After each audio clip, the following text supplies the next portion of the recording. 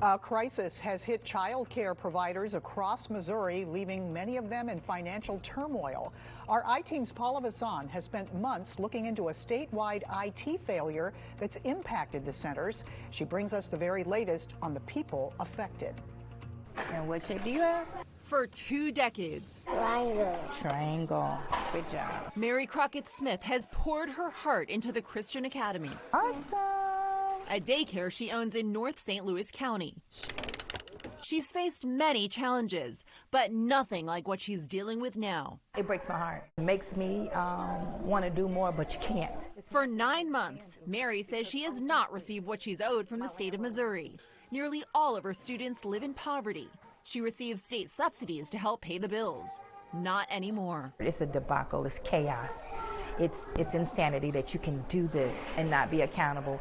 To stay open, she took out a $70,000 loan and drained her savings. How would you describe the state's reaction to your challenges? Non-caring, distant. Mary's story is one of hundreds.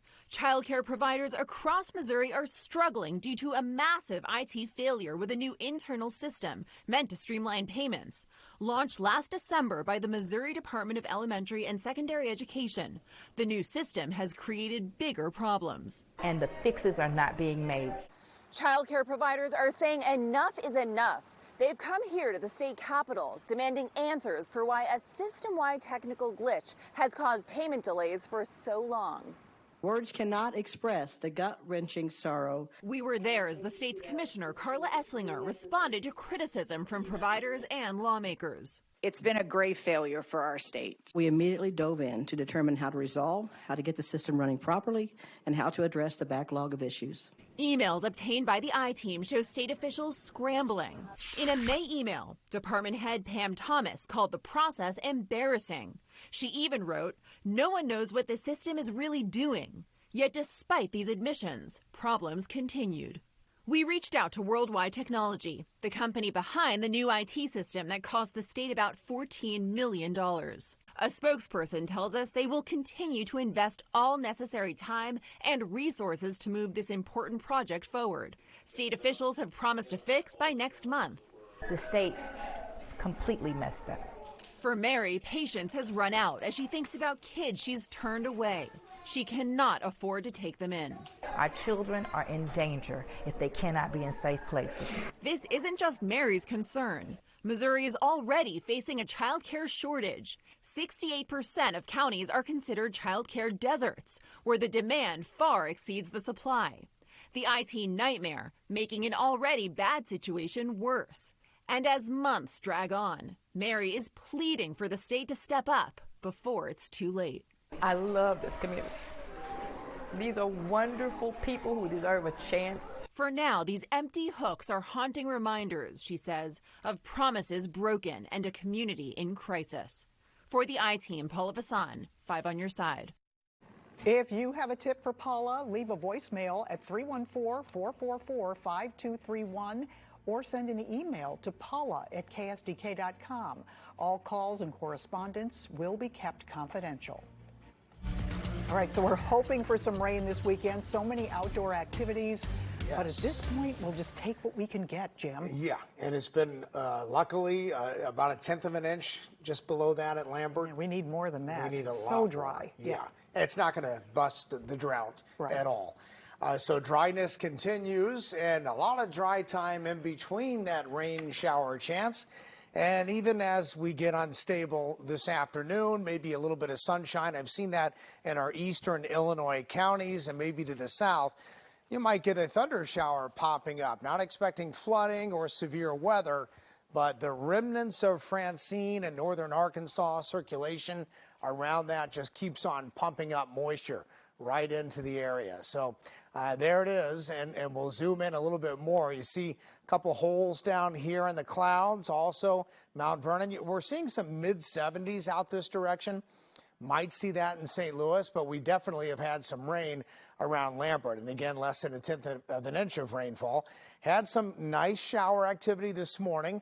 And then right now, again, just drizzle, mist in the area or light showers. And more around Taylorville in Illinois northward. So rainfall potential. Now, this is through Monday morning. So, and again, every time we see this, it updates. So this is, again, the models here forecast, about 21 forecasts all put together in a batch and then kind of, measured out and what we're thinking in terms of how much we could get. So 0.3 of an inch of rain, we'll take that. We've had almost a tenth. Lesser amounts north and west, and we're hoping up to an inch south and east. So check out the futurecast here. When you see yellows and reds on here, we're hoping for a thunder shower, maybe a downpour. Again, that will be very rare. Again, a chance of that tomorrow and on Sunday in the forecast. Also, you noticed an easterly breeze. We've had that. Gust to about 20 in Flora, not too bad. But that easterly wind moving west will be with us throughout the weekend forecast also. Allergy index, weeds are moderate. There it is, a mold high now at 19,000 plus. And the 7-day forecast, highs in the 70s today. Spotty chances of rain, maybe an isolated thunderstorm. Same for Saturday, same for Sunday. Plenty of dry time in here. And then highs over the weekend in the lower 80s. But next week it's dry again and closer to 90 Wednesday and Thursday. All right, thank you, Jim.